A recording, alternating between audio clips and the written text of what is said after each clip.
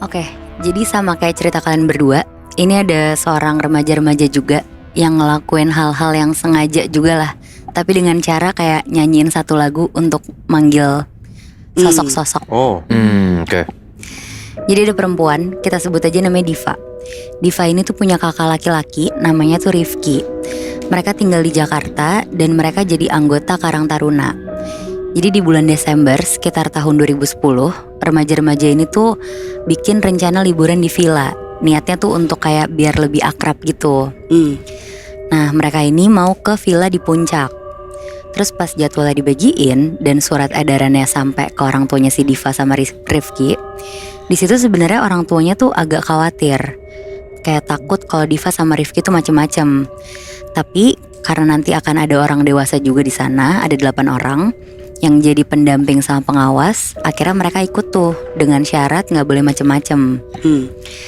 Singkat cerita, waktu mereka sampai di villa itu, mereka tuh ngeliat kalau misalkan villanya itu tuh luas, terus ada kolam renang juga, dan bentuk villanya tuh mencar. Jadi tengahnya tuh lapangan. Dan pembagiannya itu dibagi 3, satu villa anak cowok, satu villa panitia, dan satu lagi tuh villa perempuan. Bentuk bangunannya tuh kayak bangunan lama, dan kebanyakan hiasannya tuh dari kayu. Setelah sampai di villa masing-masing, panitia tuh pada siap-siap, dan anak-anak lain tuh pada beres-beres bawa bawaan. Sebagian panitia ada yang lagi ngobrol-ngobrol dulu, dan total yang ikut tuh akhirnya ada 8 orang. Ada Diva, Rifki, Neva, Nadia, Iqbal, Raihan, Zaki, sama Aldi. Awalnya mereka semua cuma ngobrol-ngobrol biasa sambil makan kacang, terus lama-lama kayak jadi ngobrol panjang gitu lah. Nah, pas jam 6 sore, tiba-tiba si Aldi tuh cerita. Pasti kalian pernah dengar soal isu lagu Lingsir Wengi kan, yang katanya tuh bisa ngundang hantu untuk datang. Lagu Lingsir Wengi itu sempat viral dari mulut ke mulut sampai ke sosmed juga, yang bilang kalau lagu ini tuh bisa manggil arwah datang. Akhirnya pas mereka lagi ngedengerin lagu juga dari HP-nya Zaki, tiba-tiba si Aldi tuh nyuruh buat ganti lagu. Ganti jadi lagu Lingsir Wengi. Terus ada yang ngomong lah kayak, uga lagunya kan serem. Terus abis itu juga ada yang ngomong, lo mau kuntilanak datang ke sini? Terus kayak, itu beneran gak sih? Akhirnya pokoknya sampai mereka nyetel lah lagu itu. Sambil dinyanyiin bareng-bareng, diulang-ulang beberapa kali. Kayak, Lingsir Wengi, sliramu tuh making sirno. Terus pas lagu itu dinyanyiin, emang bener gak ada apa-apa sih. Diva sama yang lainnya juga udah ngerasa takut dan merinding tuh. Mungkin karena suges juga kan. Karena si Diva nih emang orangnya penakut juga. Akhirnya tiba-tiba si Aldi tuh nyanyiin ke Diva, terus berusaha ngeledek lah, kayak Lingsir Wengi, diulang-ulang terus-terusan. Terus si Aldi tuh ngomong, gak apa-apa udah gak usah takut. Terus akhirnya karena si Diva takut banget, Diva tuh langsung beres-beres, terus dia langsung ke kamar dia lah. Nah, dia langsung rapiin barang bawaannya, dia lanjut istirahat, dan 30 menit kemudian ada temennya datang, namanya Neva. Dia datang terus langsung ngajakin si Diva ini berenang. Di situ Diva nggak mau tuh karena badannya masih ngerasa kayak capek gitu. Tapi si Neva ini tuh tetap maksa ngajak Diva buat berenang. Tapi akhirnya Diva bilang lah, ya udah, tapi aku nemenin aja ya. Akhirnya mereka ke kolam renang yang ada di dataran atas. Di sampingnya tuh ada satu rumah dari kayu, dan di luar rumah itu tuh banyak berjejer ban renang. Akhirnya Diva cuma nemenin Neva berenang sampai jam 4 sorean. Nah, Neva belum selesai, tapi dia ngebolehin nih si Diva balik ke villa. Dan pas dia ngelewatin villanya laki-laki, tiba-tiba dia manggil tuh kayak, woi Rifki, ade lo tuh duduk sendirian di kolam renang. Gak lama Rifki keluar kan dari villa, dia nyuruh Diva duduk dulu lah di villa bareng mereka. Terus abis itu si Diva ditanyain tuh, kenapa kok ke kolam renang, ngapain di sana sendirian? Di situ si Diva tuh ngejelasin kalau misalkan dia tuh abis nemenin si Neva tadi berenang kan. Nah, akhirnya si anak-anak cowok yang dari tadi di balkon tuh pada turun tuh, gabung ke Diva dan lain-lain karena ngelihat pada kumpul di teras kan. Diva di situ nanyalah ke mereka ngelihat nggak waktu Diva pergi ke kolam renang sama Neva? Terus habis itu si anak-anak cowok yang di balkon tuh pada ngebalas satu-satu, bahkan saling nanya satu sama lain. Dan hasilnya bener-bener gak ada yang ngeliat Neva sama sekali. Bahkan ada yang bilang, kamu sendirian ya kesana? Makanya aku tuh bingung ngeliat kamu sekarang kok kayak orang linglung. Diva di situ kayak nggak percaya dan masih ngotot tuh kalau dia pergi ke kolam renang bareng sama si Neva.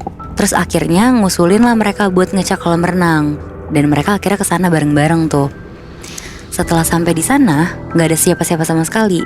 Neva juga nggak ada di sana. Dan anehnya di kolam renang tuh kayak ada yang lagi berenang gitu. Tapi tuh kelihatan cuma dari airnya yang bergerak gitu. Tapi nggak ada orangnya. Akhirnya karena udah mulai ketakutan, pada kabur langsung balik ke villa. Sedangkan si Diva tuh kayak agak shock gitu, dia gak bisa gerak kan. Terus akhirnya si Rifki nemenin dia lah balik ke villa yang perempuan.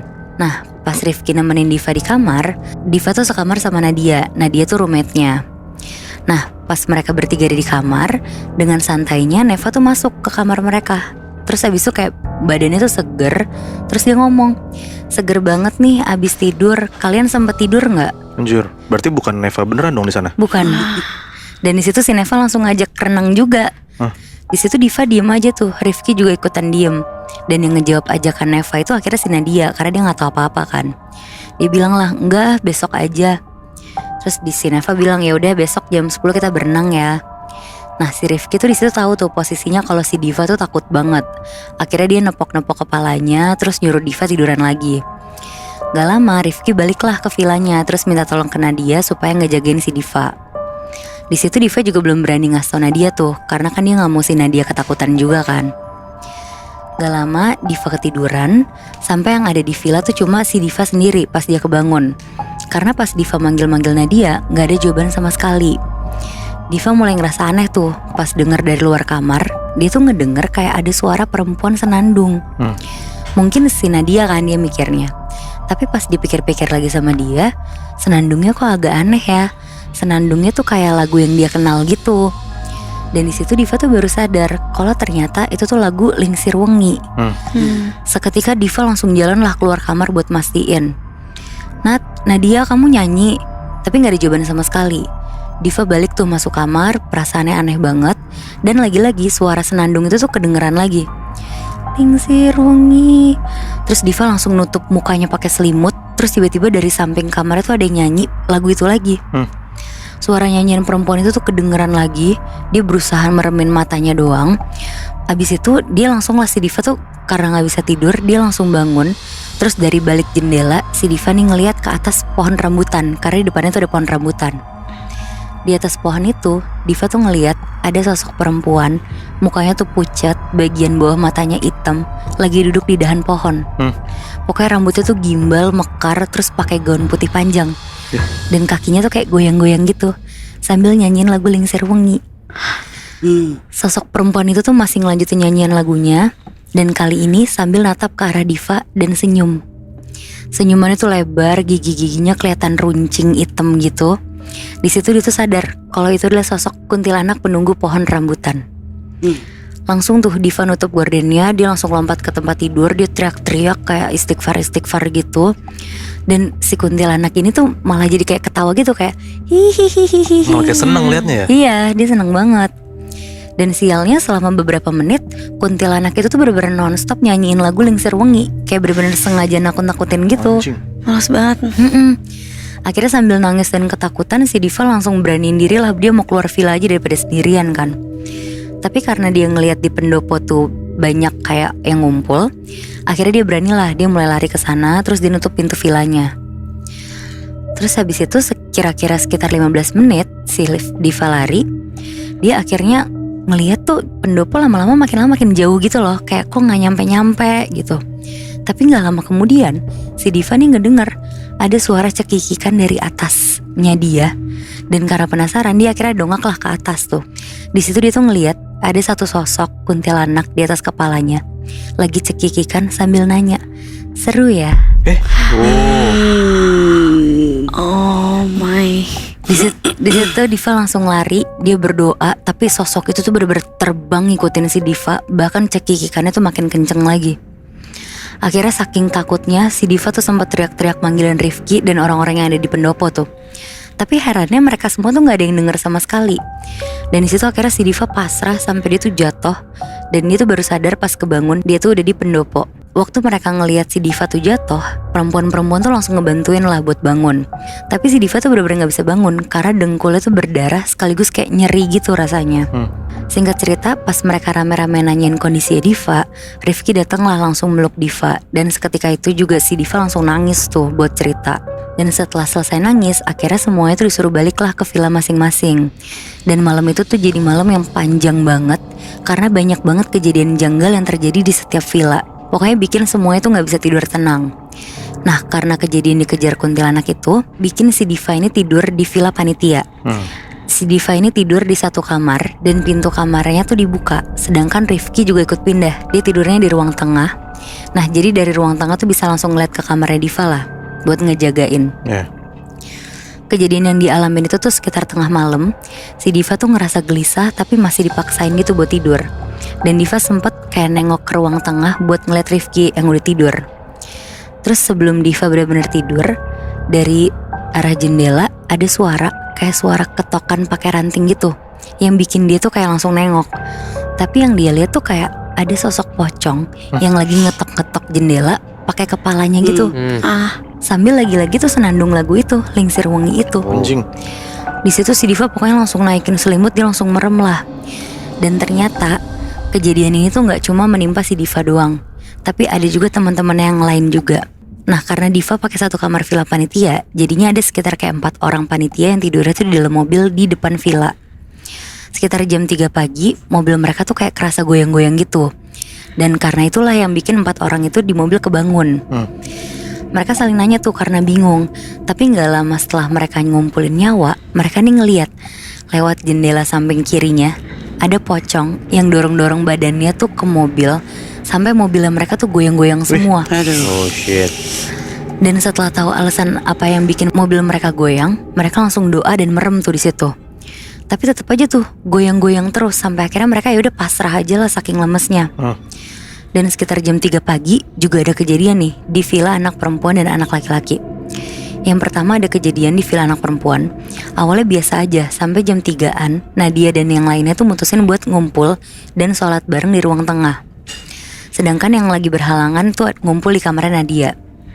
Nah, selama mereka tinggal di ruangan sholat itu, gak ada yang aneh nih, sampai salah satu dari mereka sadar kalau ada sosok hitam di pojok deket jendela.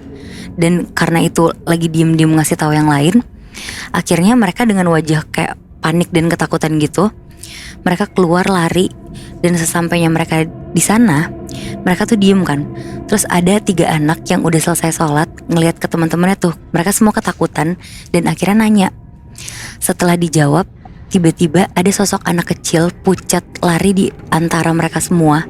Dan benar-benar semuanya tuh langsung pada teriak dan langsung nubrukin semuanya tuh anak kecilnya. Dan setelah kejadian itu, Diva benar-benar tuh jadi trauma sama lagunya Lingsir Wengi. Diva sempat cerita juga tentang hal ini ke temennya yang dia percaya. Jadi menurut temennya ini, kejadian itu tuh terjadi karena Diva tuh terlalu takut sama lagu Lingsir Wengi itu. Jadi kayak rasa takutnya ini tuh dideteksi sama si kuntilanak ini. Dan kuntilanak ini tuh jadi sengaja pakai lagu Lingsir Wengi kayak jadi sebagai alat untuk nakut-nakutin Diva gitu. Jadi emang kayak jadi mancing gitu kan, mancing si kuntilanaknya ini ya. Terus akhirnya temennya Diva langsung nyaranin lah buat langsung kayak ada pembersihan gitu ke Ustadz Diva sama teman-temannya.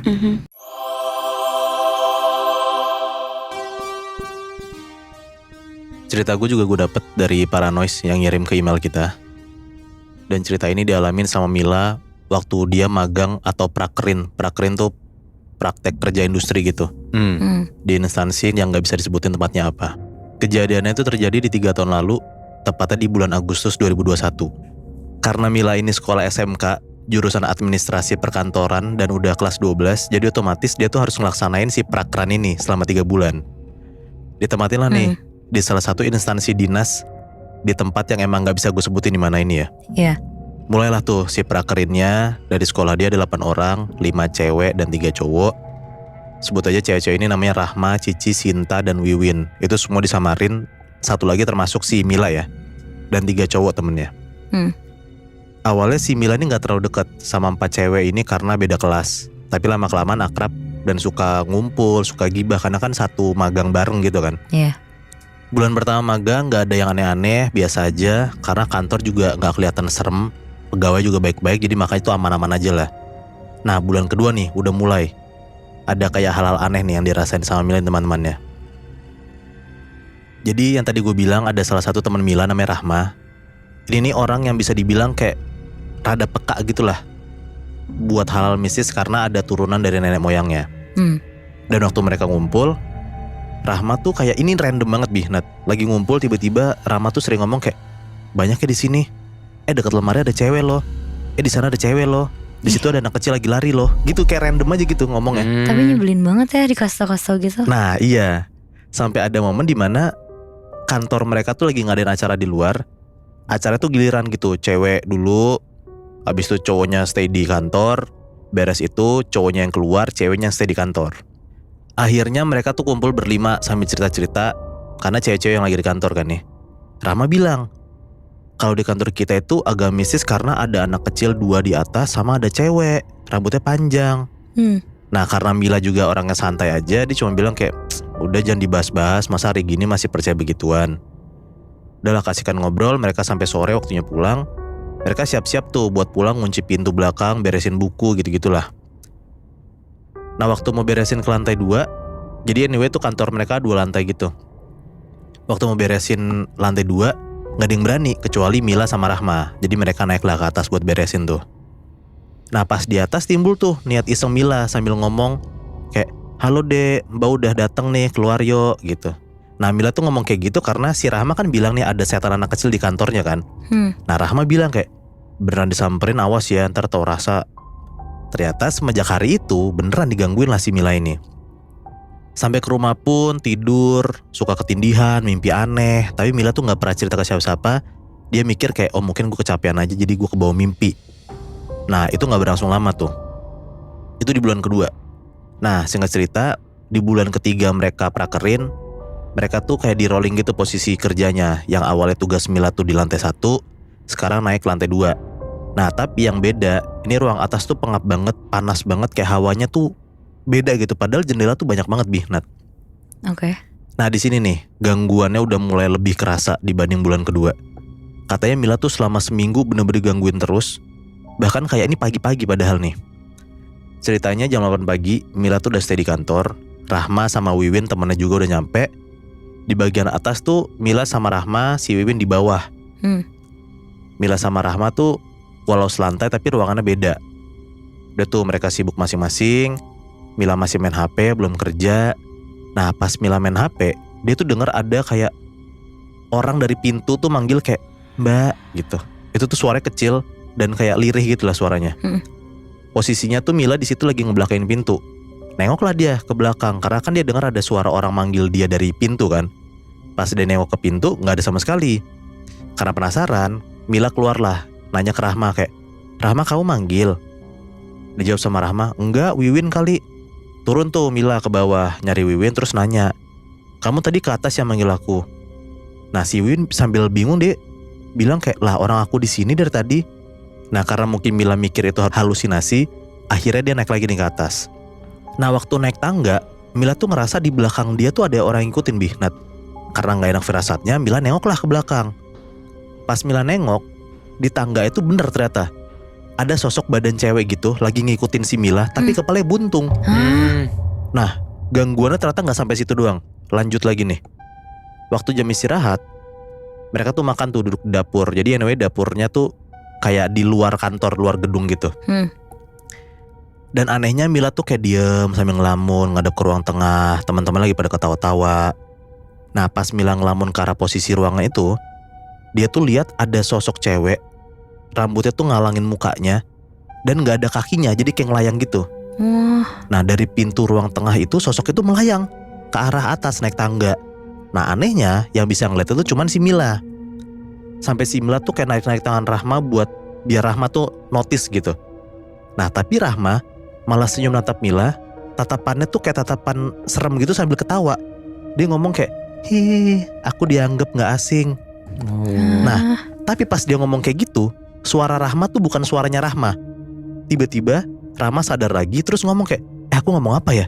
Nangkep gak? Jadi kayak beberapa detik yang lalu tuh dia gak sadar. Dia ngomong, jadi kayak kesurupan gitu. Iya. Tapi cuma sepersekian detik. Betul. Nah sampai akhirnya singkat cerita, itu di hari itu ya, kebesokannya lagi nih ada kejadian lagi. Temennya Mila satu lagi namanya Sinta, itu digangguin sosok terus menerus dan akhirnya ceritalah ke Mila. Pernah nih dia tuh mau masuk WC tapi gak berani. Terus karena ada banyak orang di depan WC, Akhirnya si Sinta nih beranilah buat masuk ke WC itu. Dijajilin sama Mila kayak, Sin, mentang-mentang banyak orang jadi berani ya. Digituin sama Mila, si Sinta nih malah nangis sampai meluk mbak-mbak kantornya dia gitu. Nah anehnya, antara sadar gak sadar, pas si temennya itu lagi meluk mbak-mbak itu, Mila tuh ngomong, ayo main sama aku, sini main boneka. Nah sampai akhirnya Mila dipisahin tuh sama Sinta. Kayak mbak-mbak itu tuh ngerasa kayak nih Mila gangguin Sinta banget sampai nangis gitu kan. Karena ngerasa bersalah, Mila nyamperin lah tuh ke rumahnya Sinta. Dia ngejelasin, ternyata kalau pas masuk WC itu, si Sinta itu ngeliat ada sosok tinggi hitam di belakang Mila. Terus ternyata juga si Rahma tuh bilang kalau pas Mila pulang itu ada yang ngikutin Mila juga di belakang dia naik motor gitu. Jadi kayak Mila tuh kayak ngebonceng orang gitu.